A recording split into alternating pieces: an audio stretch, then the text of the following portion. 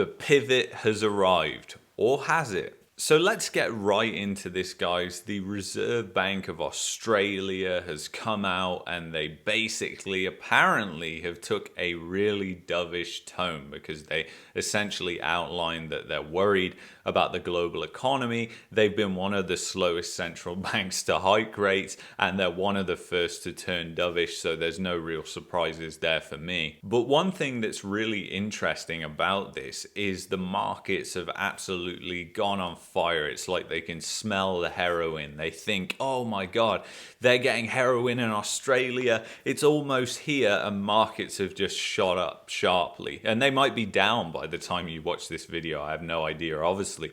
But the thing is, it's very, very important, I think, to look at the situation in the bigger picture, because the thing is, this is a picture of inflation. When you really think about the debt market, and the debt market currently could have peaked, it's very, very difficult to tell, but we'll have to see with time whether it has. But if the debt market has peaked, then that means people are suddenly willing to lend and accept a negative return, which makes absolutely zero sense. So essentially, with every loan that somebody would extend to somebody, they would be making a negative return because they wouldn't be recouping enough interest to offset the decline in their capital over the same period. So it makes it look like a ridiculous situation that could possibly happen if it happened. So we've also had the UK government do a U-turn, sort of, in a way, and said that, hey, we're not going to do these certain tax cuts. They're still going ahead with a lot of them, but they have backed off a few of their plans. And that is a good sign in some respects and a good sign for the pound. But there is very, very different cross currents that are at play right now.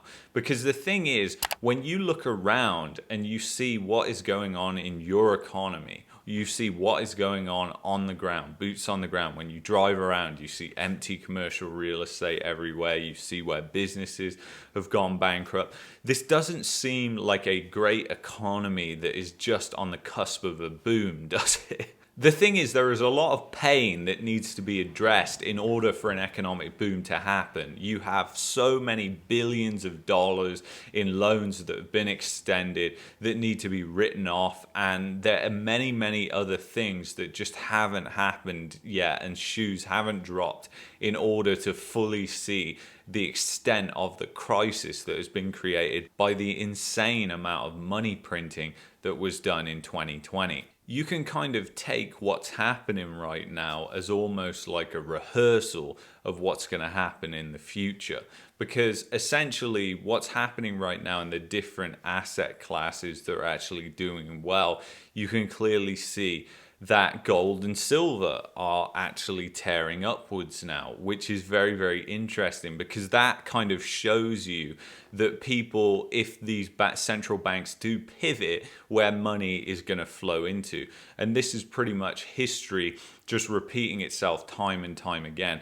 And you have to understand that the government does not care about your purchasing power. The central bank does not care about your purchasing power. It is up to you to maintain your purchasing power. And the thing is, they're not going to do it for you. And you have to realize that the paper currency notes that you hold are government paper, essentially. In some respects, to hold it for a long period of time, you have to have faith in the government to uphold your purchasing power. And even if you put it into places like real estate, as we've seen with what has happened in the UK, where real prices are actually negative, even though nominal prices are up, and the way the media spins that around and makes it look like everything is rosy, tries to make people feel more rich than they actually are. It's very, very interesting to see how that is going to affect everybody else, because what goes around comes around. So you're going to see the same things occur that are happening there everywhere else, I think. And I think the central banks, as they have done in the past, will choose to hyperinflate.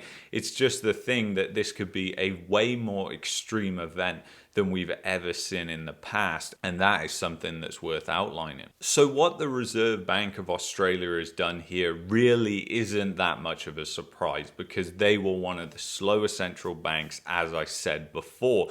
So the thing is, you have to kind of weigh up what are the chances of the Fed doing the same thing when it comes around to them next. And that purely depends on what happens with the inflation prints that you get in between then. So the thing is, the Fed has also painted themselves into a corner because they were behind the curve, and they sort of admitted that they were wrong and they got inflation wrong when they said it was transitory.